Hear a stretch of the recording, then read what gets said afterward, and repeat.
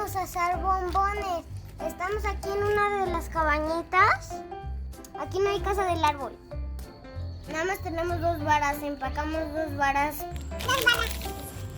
2 varas, 2 varas, 2 varas. 2 varas. 2 varas. Voy a poner el bombón por aquí. Atórate. Es esta. Miren.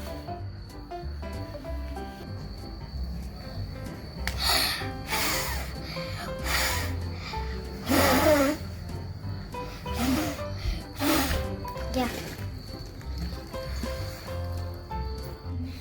Yo ya tengo aquí mi palo listo con mi bombón ya asado. Ahora me lo voy a comer. Y miren, mi papá agarró uno blanco y uno rosa. ¡Ay!